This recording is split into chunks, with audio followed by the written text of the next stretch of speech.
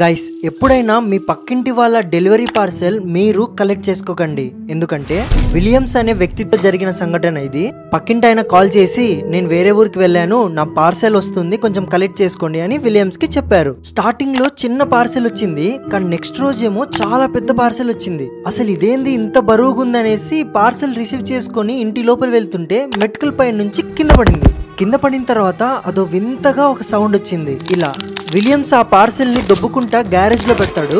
చాలా రోజులవుతుంది. సడన్ గా అతని గ్యారేజ్ నుంచి ఏదో పాసిపోయిన గలీజ్ వాసన వస్తుంది. పోయి ఆ పార్సెల్ లో ఏముందని ఓపెన్ చేసి చూస్తే ఆ పార్సెల్ లోపల పక్కింటి ఆయన శవం ఉంది. అతని చేతిలో ఒక కెమెరా కూడా ఉంది. ఆ కెమెరా ఫుటేజ్ పోలీస్ వాళ్ళు చెక్ చేశాక ఒక యూట్యూబ్ వీడియో రికార్డ్ చేస్తున్నాడు.